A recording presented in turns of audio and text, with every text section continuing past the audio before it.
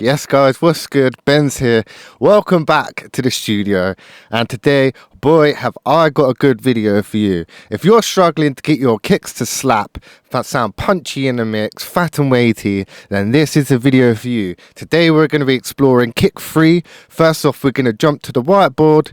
I'm going to show you some examples. And as a bonus at the end, it's got a brand new AI feature. I'm going to show you how that works with a good old aim and kick. Let's go. I can't accept jungle. We need jump up, I'm afraid.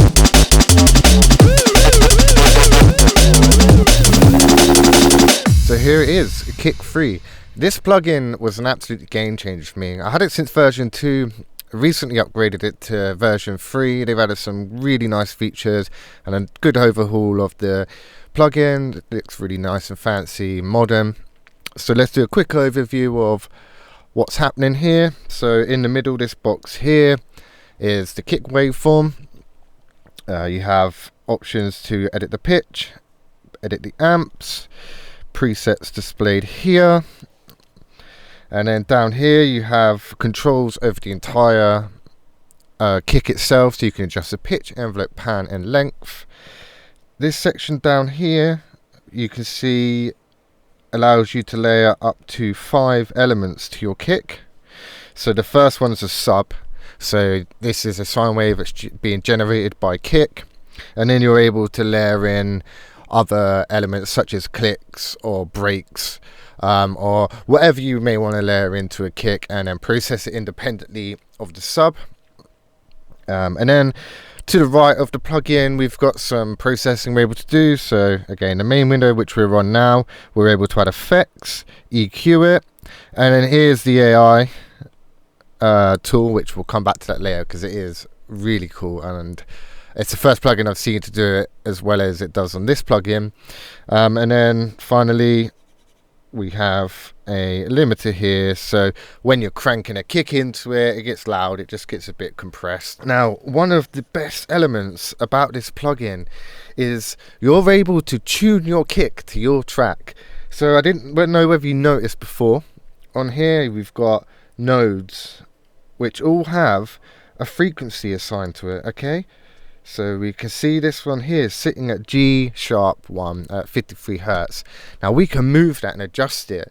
So like I said, it's a sine wave being played, but we're able to move those nodes and tune the kick or the low end of that kick into our track. So say we're writing in G, perfectly in tune for G. Say we're writing in F or E or D, we would move this down, and as you move that down, the key changes and it will tune the pitch of that kick into your track. Let's move on to another window here, and this contains the amplitude. So the one we just looked at was the pitch, this one's the amp. So what you can do is control the volume. You can tighten it up and remove part of it here, or you could pull this back and add a bit more of a click to it. It's really useful for not having such long kicks. You can really tighten them up and sort of zone them in, if you like, on the track. You don't want too much kick bleed interacting with other elements of the track. You kind of want it nice and tucked in, punchy in your face, but not disrupting your sub.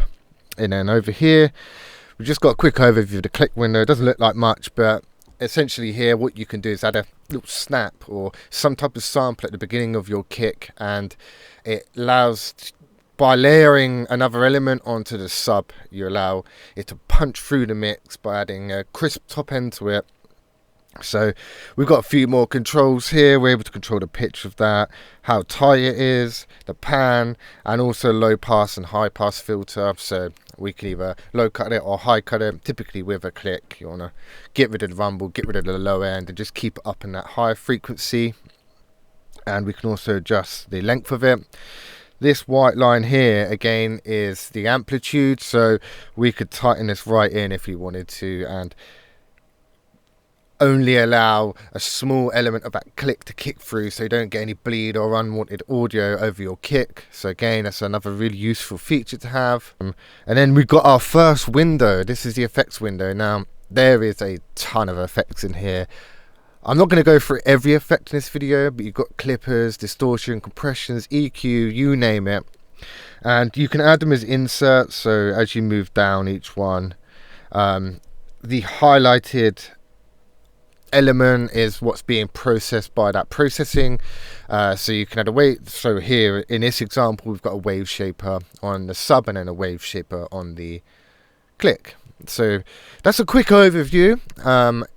It does look complex at first glance, but it's really not.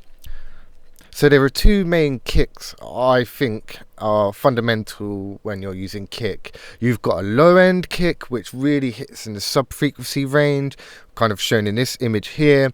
And then you have the higher frequency pitch. So you would pitch it up by about 12 using this pitch knob, and it creates a bit more of a break sounding kick rather than a big subby impact kick. And depending on the track you're making, they both have their own application. But what we're going to do now, let's jump into Studio One. I'm going to show you some examples. I'm going to show you the low kick, I'm going to show you a high kick. You can copy the presets, put them in your own songs, and we're going to have a little play around with the key, and we're going to refer to millimeters so you can see the key changing. We're going to play around with the amplitude and maybe try a few different clicks. Let's jump into Studio One. Just got the default preset up for kick 3 here. Let's just quickly play that and see how it sounds. If you can hear, the sub on that kick is very long, but it's got a nice attack, but a very long sub. When we look at the analyzers, you can see a long line down by the sub frequency, and that's just on the end of this kick. So what we can do to modify this kick under the amp display, we can select one of these nodes and use these nodes to tighten up the kick. So we're able to use amplitude or volume with this envelope to just bring that kick in and remove some of the sub. You don't want too much sub in your kick, especially when you're creating music which is quite energetic in the low end. You don't want those sub frequencies clashing with the sub or other elements of the track. So it's a good idea to tighten that kick up, nice and punchy, good attack to it. It keeps it nice and tight in the mix. So let's go ahead and we're gonna close up this amp and see how the kick sounds. And you'll see on this image, little display here, the kick actually being tightened up. So if we play it now, it's got a lot less sub. Maybe we can tighten it up a little bit more, and there we go. So very useful for getting those nice tight punchy kicks. Next up, we've got the pitch window, and essentially what kick 3 is doing is just playing a sine wave, and with that sine wave you're able to pitch it up and down. And if you put like a really quick pitch at the start, it creates like a click, then as it comes down through the frequencies it creates more of a subby sound. So that's essentially all this is doing. Same as a synthesizer, right? If you put a sine wave in a synthesizer and then added a pitch envelope to it, this is essentially doing the same thing. So at the moment we're tuned into G. We can play around with the tuning, and I want you to listen to how that alters the sound of the kick, so you can get a really subby kick or really tight clicky kick. It makes a huge difference just playing around with this to the actual characteristic of the kick. So let's play this kick a few times and we'll move the pitch envelope.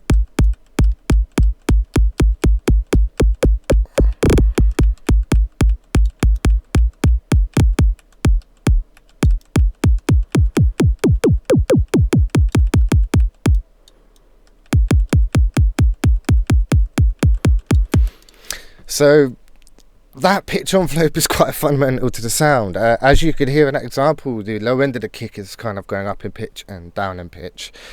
But as I said, there's two types of kicks to make. What we're going to do now is just refer to a couple of the presets I've already made, and these are sort of some examples that I'll use within a track. So here we have one of my first presets that we're going to go over, is one of my default presets that I use. I could use this as a starting point in a lot of my kicks. So if we have a quick listen, it's quite a tight punchy kick, and we can see that by the amplitude here, how it's all nice and tight, and sort of the tail has been tucked in. And we can look at the pitch and what key it's tuned into. So this kick is in F sharp, so where it finishes is going to be that sub area. That's kind of where you want to get that bit in key. So if you played an F sharp sub, they will marry up. And if I was to take this kick and use it in another track, then I would be adjusting that F sharp node to put it into the key. So if it's in D, I'd move it down to D and maybe tweak it a little bit how it sounds. And then we've got another example here of more of a break kick. Let's quickly open that up. So it looks a lot different to the other one. So it's actually, the frequencies are a lot higher and longer, so it's more representative of a live break. And we've got a click on top of it. The pitch is a lot higher, so this sort of slant here, it's been moved different to the other ones, so it sounds a lot different. And just got another example here of a break kick. So it's pitched up higher here and goes down to a higher frequency as well. This wasn't in G, and we've moved the pitch up, so it gives a more of a breaky sounding kick rather than that low subby kick. So quickly, before we move on to the AI function of Kick Free, we're going to take a quick look at the click section. And essentially what this is a sampler. So we're able to overlay samples over your clean sub that you've tuned, and then add an organic sample over the top, electronic sample, white noise, clicks, you name it. And I'll just solo the clicks so you can hear them, and then we'll play it together so you can kind of hear what characteristics it adds to the sound. Wrong kick. As you can hear, it's just that like little click. It's got loads of them in here. They're all very good for layering up on your kicks. I think it also has some DnB breaks here for layering up as well. Oh, it's a bit quiet. So you've got kind of breaks, kicks, like the top of it, where the beat is hitting the drum.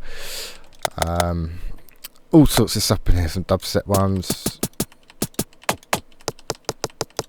Some of them might be quite useful if you tighten them up to put in DnB track.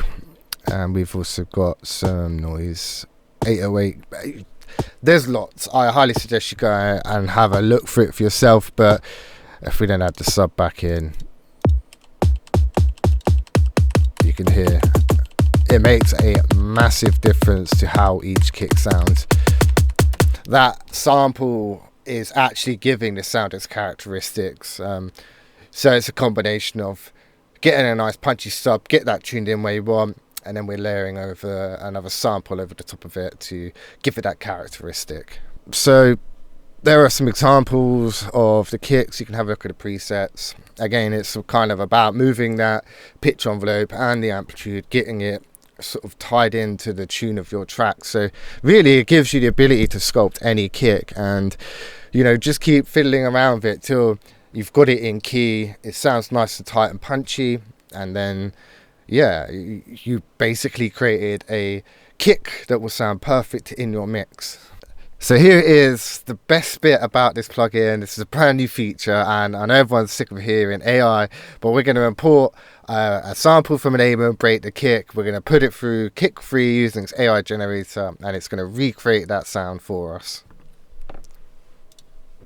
So here we are. I've just imported the Amon break into Kick Free, and here's a quick example of how it sounds. And what we're going to do, we're going to click this analyze and import button, and it's going to recreate this sound in Kick Free. Bam, there we go. So what that's done is we've removed the click, or now in this case it's now an Amon sample. It's recreated the sub using AI to sound the same as the Amon break, and then relayered on a sample. So let's quickly do a comparison with the two breaks to see how it sounds. And that is almost identical, right? And I know that's not very exciting. I get that. Wow, we've imported it and made two kicks sound the same. Now we've created, it's kind of created this weird amplitude, and it's scattered around nodes everywhere. We can use a simplified knob to tighten it up and make it a bit more easy to manage. We can add a bit more amplitude at the start, and that will just give it a bit more attack, a bit more click. Boost a little bit more. We can add a bit of a fatter lower bottom to it, a tighter lower bottom to it. We're able to change the pitch. to any frequency we want. And we can also edit the sample that's been added to the top, so we can go in here and tighten up the sound. So really powerful. And what I've done is I've just recreated another example without sitting there for half an hour messing around. I've tweaked one up, and this is what I came up with for just an example of what you can do. It's really nice sounding aim and break now. It's got a lot of weight in the low end, but still retains that aim and characteristic. So yeah, really powerful tool. So there you have it. That's a quick dive into Kick Free, a great plugin. I absolutely love it, especially if you're trying to get your kicks tuned into your track, to get those loud, punchy kicks that you want in your electronic music production. I'll leave a link to the plugin down below. Highly recommend you check it out. I'm not sure if they got a demo or not, but I think it's about £100, £70. I'll have to check out. I'll leave a link because it does go on sale fairly frequently. I hope you found this video useful. If you've got any comments, queries or concerns, let me know down below. And if you found this useful, don't forget to drop a like. And if you want more music content like this, then make sure you get yourself subscribed, get the notifications turned on for when I next upload a video. And I'll also leave a link down below where you can go check out my music on SoundCloud, Spotify and all the good streaming sites. And I'll see you in the next video.